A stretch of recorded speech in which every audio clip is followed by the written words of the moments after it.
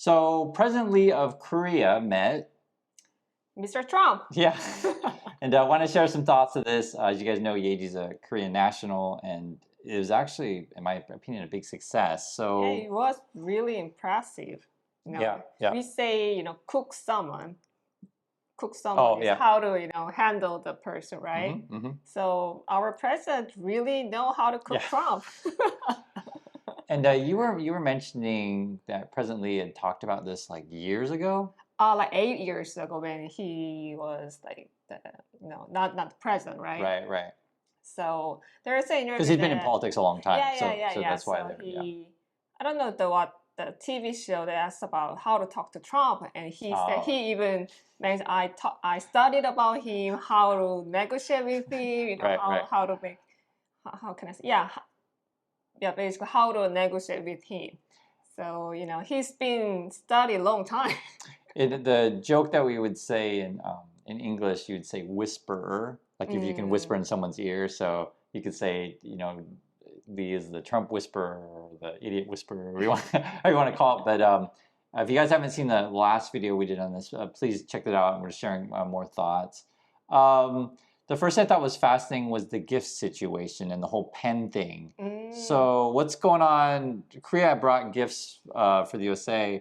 So they give, I don't know, I don't remember the timing. They gave them gifts first before the meeting or after the meeting? Yeah, so I don't know. Yeah, I don't know exactly when, but because there was no video on that, but we actually have photos of what the things were.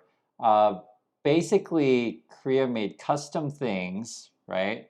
Yeah, three custom thing, right? So one is the turtle ship. Right. That's our historical ship, but now we do have mascot project.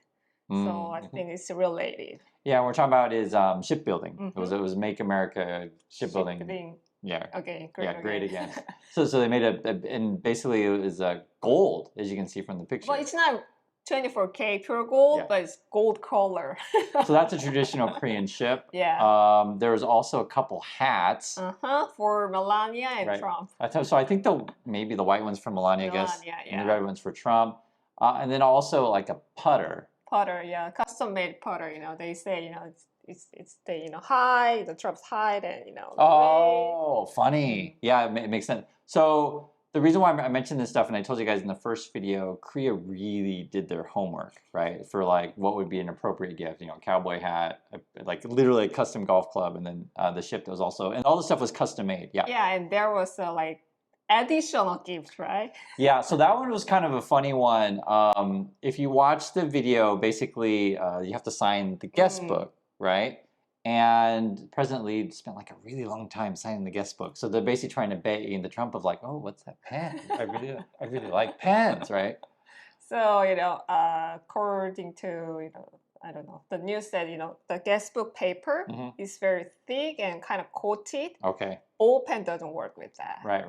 So Korea, we say Blue House, they prepared special pen purposely. So Trump really liked it, right? Yeah. So people were asking what's the brand of the pen or whatever. This is actually a custom made pen. Yeah, the pen itself custom made. I think inside just pen is just name pen. We say name pen. Oh, it could be just regular. So the ink part, the writing part itself, maybe not that. No.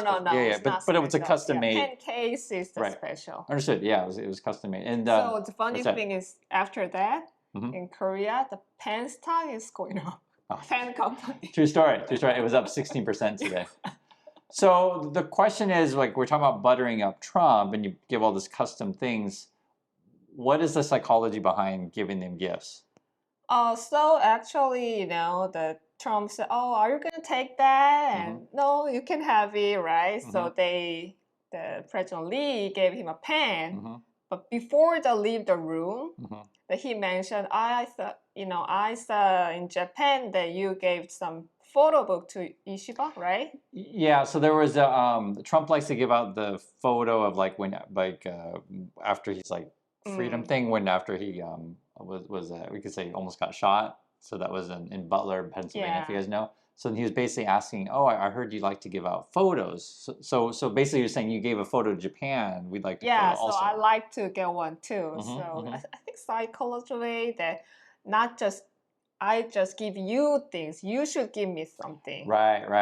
So if you guys understand what we're talking about here, is Trump likes this kind of stuff, right? And you could say for any business, you give someone that someone really likes, and then you kind of feel like, oh, you care about me or whatever. Maybe I need to give you something in return. It's not about need to be like big thing, just the behavior itself. It means something. Right. And when you watch the video, guys, with the pen thing, which like it's in Last video, President Lee actually purposely left the pen case open and stopped Trump and was like doing like this, like to try to get Trump to be thinking about said thing. So, I know the pen thing may seem small to some people. They don't talk about American news, but you have to understand the whole psychology of it.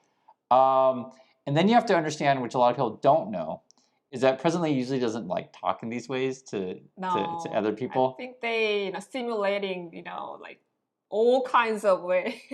Yeah, because basically the way you have to talk to Trump is either like a child or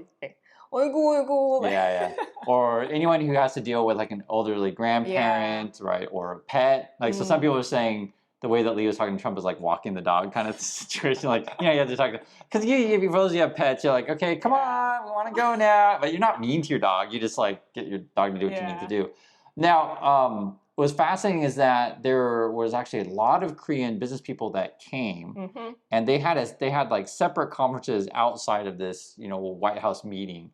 So what's going on is they're promoting this thing called APEC, and that stands for the Asia Pacific Economic Cooperation Forum, which is really, really big. So I'll show you some footage of the meeting thing. What's going on in this footage here? So they basically are top 10, I don't know, more than that, Hyundai, Samsung, SK, Doosan, Hana. LG. You guys will know these companies, right? Big Korean companies. Yeah, they all came together there, and they're talking about, how to do the fun thing, the tariff. So they were talking about that, I guess. Well, it was interesting because on the American side, so some companies did come. So like Google sent someone from in the Android team. But then they also sent like a bunch of Wall Street kind of people, which I thought was really fascinating because Trump's trying to like paint this as Korea's just giving USA money. It's not really like that. not really like that. I mean, the way that I've been seeing it's like Korea's thinking, okay, hey, if Hyundai can get more market share from Ford or market share from Chevy and we can build factories and sell more cars, sure. We'll be happy to sell cars to you if you're going to buy them. But this is something that any American would know these days. Go to your local Best Buy, right, the electronics store. You're going to see LG, Samsung stuff everywhere. You already know this for people who are watching this. And that's basically what we're talking about. And there was a fascinating meeting. It was Jensen Huang of NVIDIA. I think it was it Samsung and SK? I think they were all three of them were together. Yeah, 3 of them together a long time probably. Yeah, I don't know. And it was weird because, I've been to these sort of, I don't know if you want to call it a conference or whatever, but usually it's not like only CEOs. Like it's just not like that. Like in this many, and then like I said, and then the Americans are bringing more of the money people, which I thought was really fascinating. So I'll let you guys read that however you want. I'm just literally showing you what it is. President Lee also went to this meeting. I think it was called the CSI. So it was basically like a strategic, or you could call it a high levels security and diplomat kind of thing. And he took like PhD level type questions and would answer. Yeah, he's not afraid to, take questions. Yeah. He gave good answer too. Yeah, let me play a little bit of the footage so you can hear what he sounds like. 따라서 말씀드리기 전에 우리 존경하는 헨리 이사장님 말씀처럼 대한민국은 잠시 위기를 겪었던 게 사실입니다. 아시는 것처럼 아마 전 세계인이 놀랐을 겁니다. 공군망 재편이 본격적으로 벌어지고 또 미국의 정책이 명확하게 이제 중국을 견제하는 방향으로 가면서 한국도 과거와 같은 태도를 취할 수는 없는 상태가 됐습니다. However, within in the recent few years, and as the